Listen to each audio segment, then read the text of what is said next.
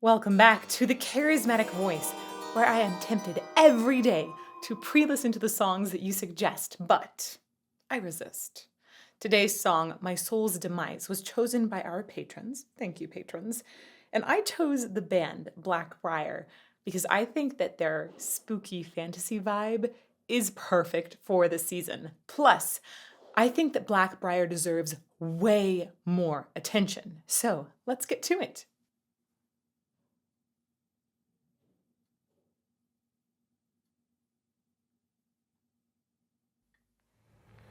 I will eat the bread off of your breast to feast on your lies, your wickedness and spite, insignificant misdeeds or horrible crimes. I wouldn't think twice Wow. and make them all mine. I just have to pause and take a moment for my goosebumps to slowly simmer down because her voice, Zora Cock's voice to me, has such an incredible ability to stir up some sort of extra uh, spirit in a room, essentially. It's amazing to hear some of these techniques that she's using and how she's just interwoven them in a way that feels so unique yet fluid and put together. And it really, truly gives me shivers. It's shocking. What a magnificent vocal entrance to this song. Also, the silence at the bit at the beginning made me a little bit nervous. I was like, "Oh no, is something muted? I must have done something wrong in the setup." Anyhow, nothing wrong. Let's go back to the beginning. I'm gonna pause and talk about some of the crazy, amazing things that Zora Cock is doing. It makes me nervous. That silence. Ah! Okay. Ah. I will eat the bread. Okay. Maybe that silence is put there specifically to make us nervous and to really dwell in the silence of somebody who's died, right? This song is uh, it's talking a lot about something called a sin eater. And thank you also, you know who you are, for helping me with these prep notes. Sin eater is just something I've come across before and read more about just before this. Somebody that essentially has a ritual meal that within that meal the sins of the deceased are they're thought to exist in it, and then the sin eater takes that into their body, and thus the deceased is absolved. And uh, so for that to work, somebody has to have died, right? So at the beginning, you have that silence, and it's shocking to me how much silence there is. That's the kind of silence that you feel when there's a death. There's just a heavy silence.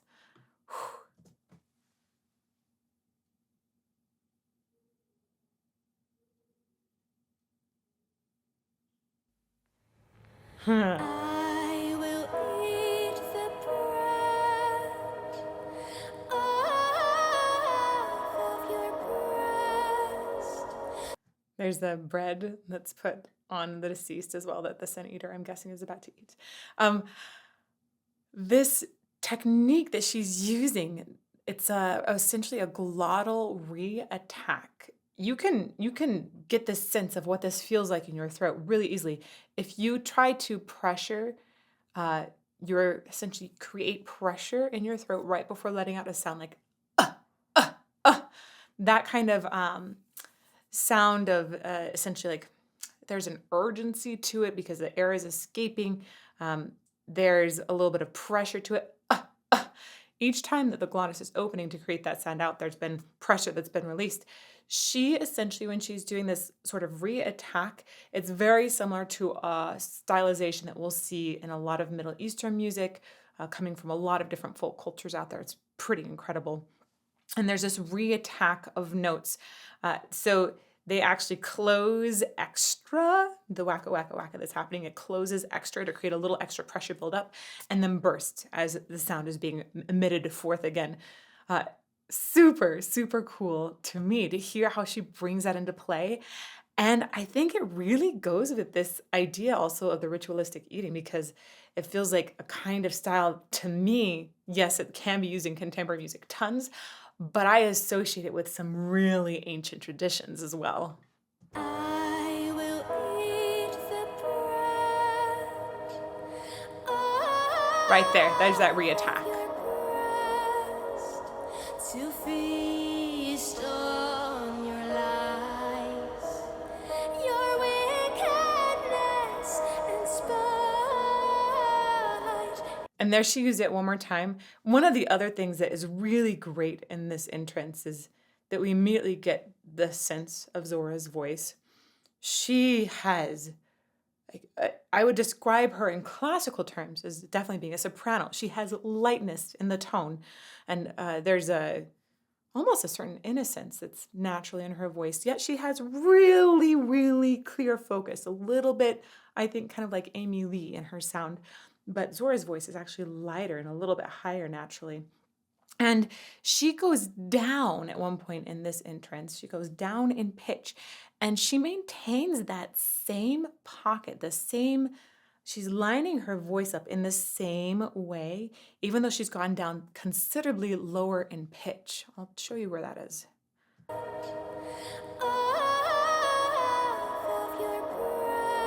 Beautiful head voice there. There. I think she might have gone into a chest voice there, but she's keeping so many aspects of her head voice in it that it's actually hard to tell. She's blending the two so well.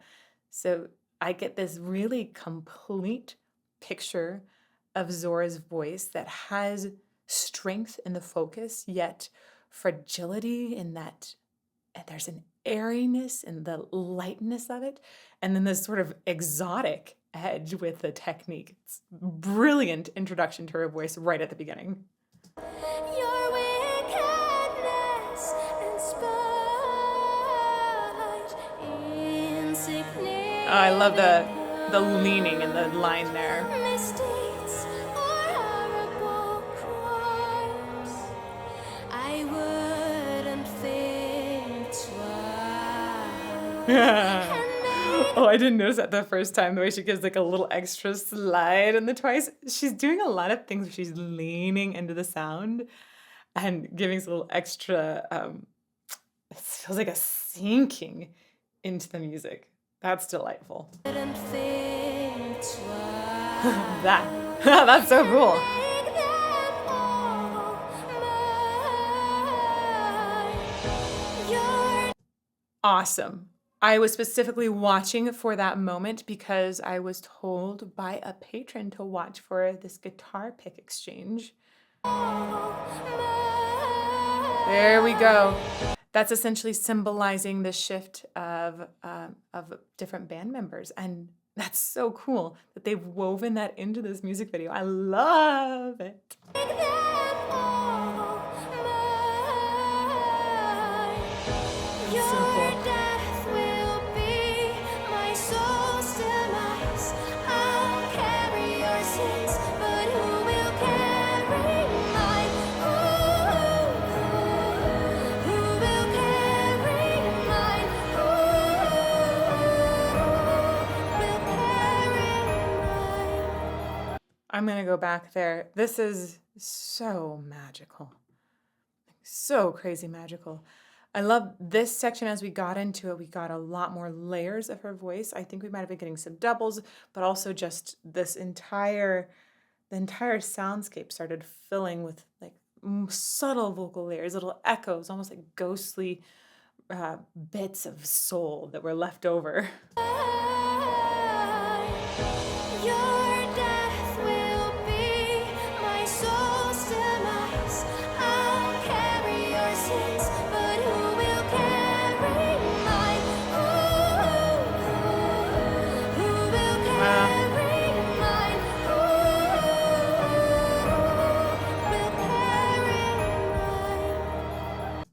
the way that she went down to this note that is discordant.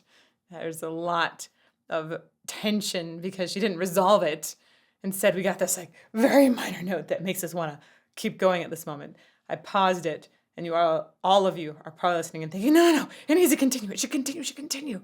Right? It feels like we're on a cliffhanger right now because of the pitch she chose. Just awesome. I'm going to go back also. I am so impressed with this focus that she has on her sound. She is singing in a very light voice that's got this extra buzz. It's so beautiful. It's actually similar to what a lot of opera singers will look for, except for it's very much forward in the sound. If she had more dome, that would go more towards opera, but she's got it forward, but at the same time, she has this lift. That's that kind of soprano sound. It's got air on top. It's like all of the sound to me is coming from top down and sort of trickling down. And then she's got this buzz. And that buzz, that is what opera singers search for like crazy. They want buzz, because you want to figure out how you can be louder than all of those instruments in front of you without any sort of amplification. And I hear buzz and focus on her voice like crazy. Despite the lightness, I think she would just cut so well without necessarily having a super chonky, loud voice. She just has focus on it. It's great. Your death will be my Light, soul's demise. but cutting. I'll carry your sins, but who will carry mine? Ooh, Right there on the who's, who will so much buzz. mine? Ooh, will carry mine? So it's gonna go. Over your lifeless chest, I will drink some beer to consume your malice as a symphony. This is just so, it's so delightful to my ears at every single moment. She's playing with her sound. There are times when she's got that mega focus, and there are also times when she brings in just a nice fluffy bit of air that is meant to shimmer, and it's almost like it's like a sparkly smoke. And then there are other times where you get this beaming laser straight through smoke. It's beautiful, all the ways she's playing with her voice. I'm going to go back and talk about a few of them. Who will carry mine? Who will carry mine? I love that echo. Over your lifeless chest. Right there on chest, the way she's dropped that sort of beam in front, and it feels like it's almost like when you fog up a window, that's how her voice is dissipating. Over your lifeless chest, I will. Oh my gosh, I didn't notice the slide off of chest in the background voice before. That works so well.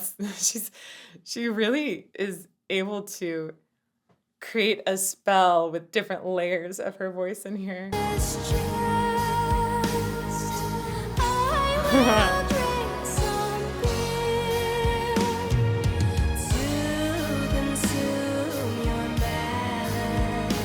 I love that ornamentation in there. That's super impressive. Again, it feels like it's got a Middle Eastern influence.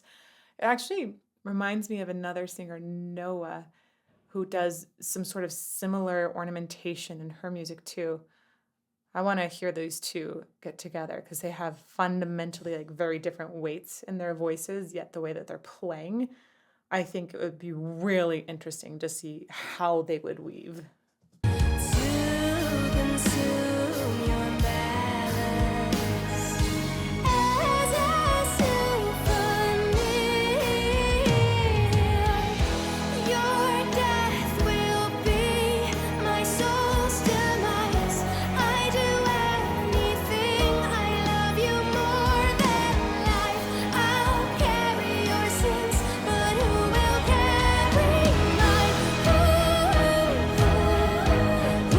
gosh, the goosebumps go again, I swear. What what? There's something magical that happens. Gosh. Man, this is the kind of music you want to hear around Halloween time, right? Ooh, so good. Side note, I know that they have an album that's coming out on September 29th.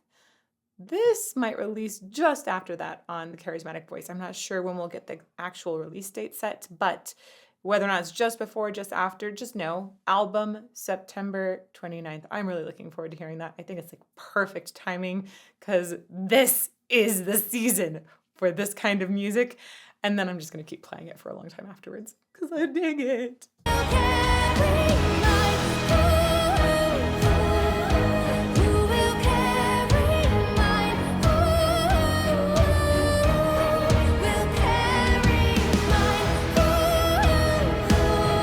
It's so cool how she's working in those like little glottal attacks. Um, and it's really getting an extra dip in the sound too. That's what really, that stylization of the technique is what makes it more Middle Eastern to me. And it's so fascinating how she's working it into these repetitive lines, just in very specific places. It's it starts to feel normalized, while the whole time you also know that it feels very exotic.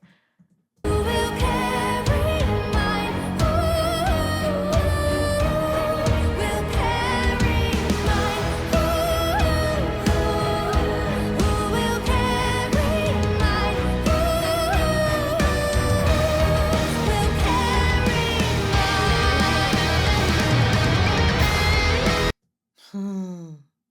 We're gonna go back to that one more time. I think part of the reason that I find this music so satisfying is because we're pulling from so many different instruments.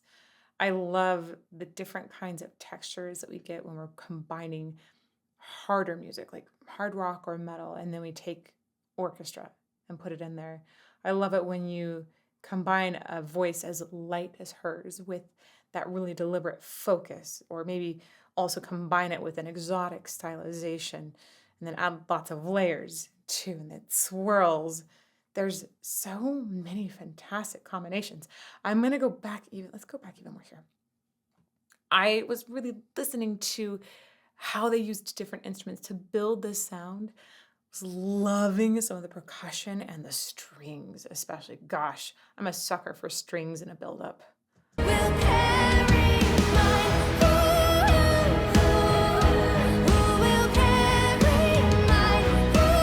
Right, those pulsing strings underneath.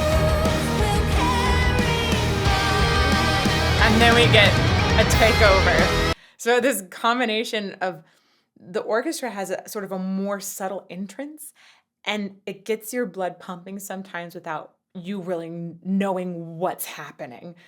It's like, whoa, I feel like I'm listening to the vocal melody, and then suddenly like I know that there was a build, but I didn't really see it coming on.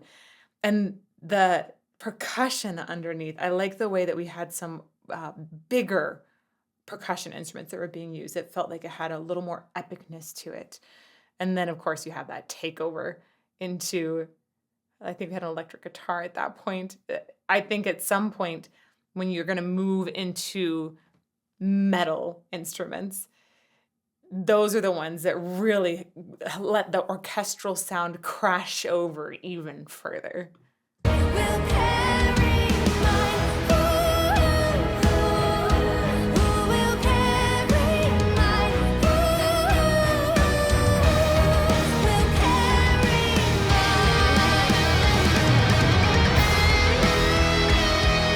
Oh, nice.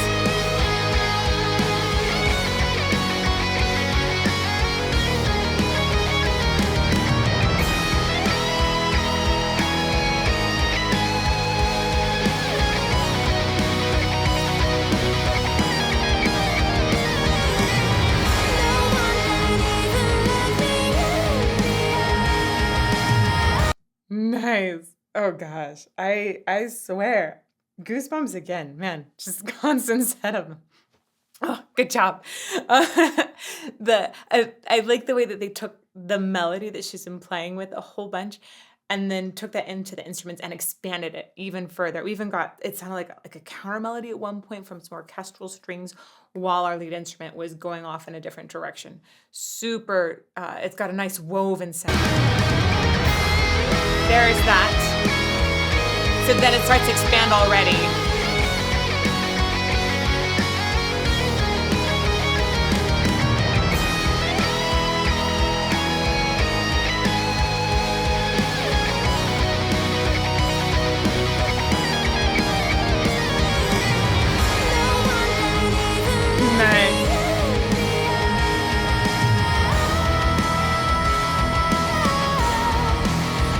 Whoa. And she is really using her registers extremely well and blending them so well at that moment. Great job there. Side note, I think that the music video is definitely presenting this idea of a sin eater to me in a much more emotional context. I've read about it, but I've never thought, okay, it must be so just destructive to the person that is doing the eating, knowing that they've taken on the sins of someone else. If they really truly believe that this is going to cleanse the soul that's dead, like what it must be so disturbing to the person that's doing the eating. That I can't imagine the yeah. My soul's demise is a good name for what's going on. It's shocking. I never thought it would be so emotionally charged, but I guess I never really dwelled on it for very long. And I think that this is, I love the way that this music video is just showing me how a piece of history is so much more emotional than just reading a book. Thank goodness for music.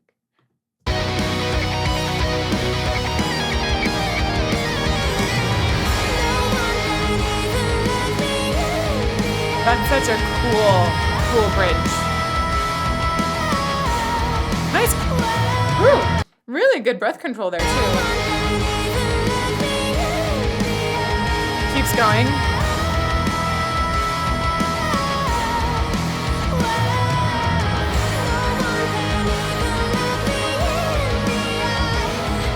It's so cool. When she goes up to that top note, it like deliberately goes just a teensy bit sharp. There's a vulnerability there that's gorgeous. I love that.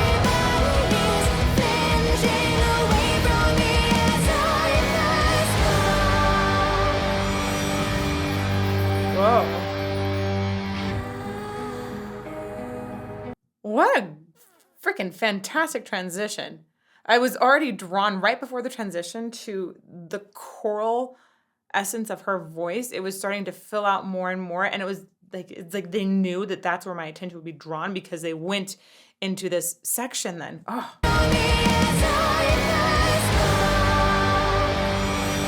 Back further.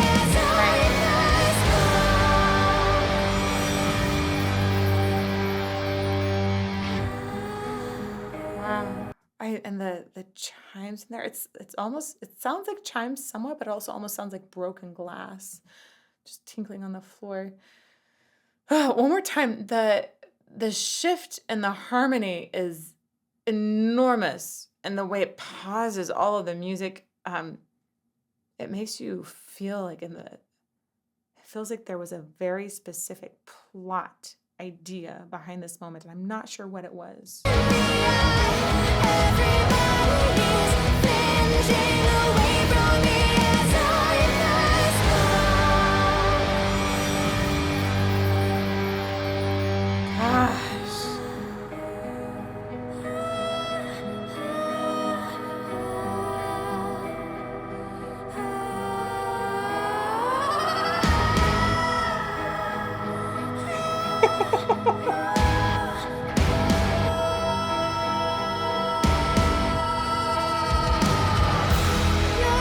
Holy crap. That is amazing. I love her vocal expression. The way when she's doing these onsets, meaning the notes that are single, you hear the air start. the phonation, when the vocal folds start to go wacka wacka regularly, that's when they start to create phonation, right? Because they're dividing the air up essentially into little tiny bits, and that division then comes and hits our ears, and we recognize that as phonation. But then you have the air first before there's any sort of regularity in that, and then the air at the end, which is amazing. And then she has, again, where she's separating that phonation with some awesome glottal movement, but in a very different style.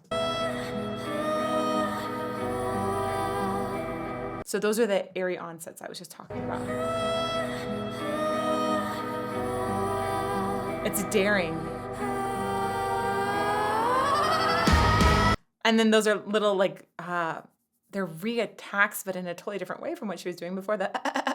It's almost like if you, as terrible as this analogy is, if you were to try and make the sound of a machine gun with your voice, that is a very similar thing to what she is doing here. In fact, sometimes that is used to describe a very similar kind of vibrato that's called sometimes machine gun vibrato or bleeding vibrato.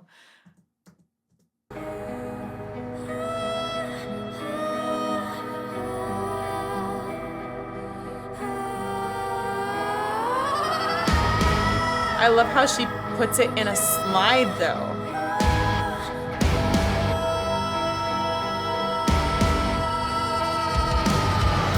One more time on that section. It's also all about the harmonies and how the other voices around her are just imitating a similar technique, but really creating extra tension.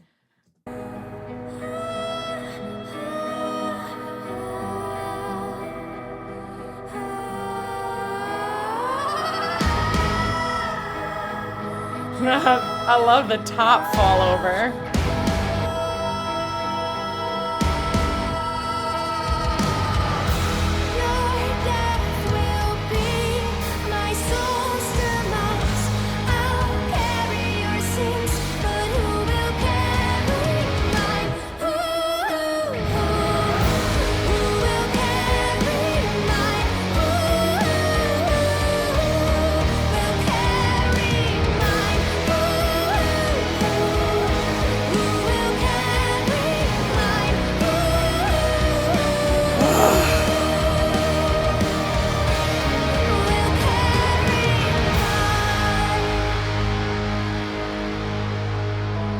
We're gonna go back.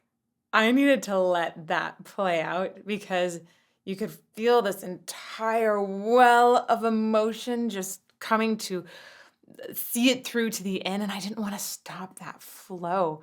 But the thing that I loved so much, not only do I love her voice in this, but I love the use of the instrumentation. This is so well woven between different kinds of instruments from different genres. Let's go back here.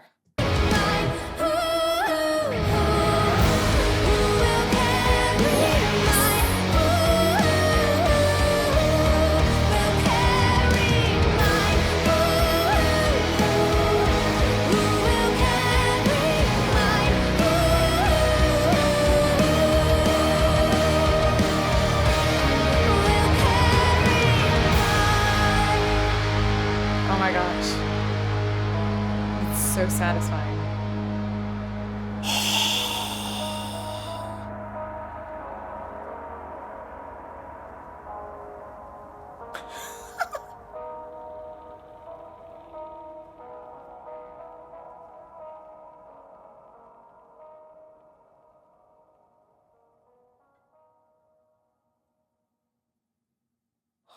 Oh man, that is such an incredibly powerful performance music video. I love how magical it is. I love how crazy explorative Zora's voice is, the way she's so expressive and induces so many goosebumps. This is I think this is going to be a wildly successful album for them. And I'm very, very excited to listen to the full album, which comes out on September 29th. If you want to see some more analysis of spooky music, including the first time that I ever heard Blackbriar, I'll put that up in a playlist over here for you. And may you fall more in love with music every day.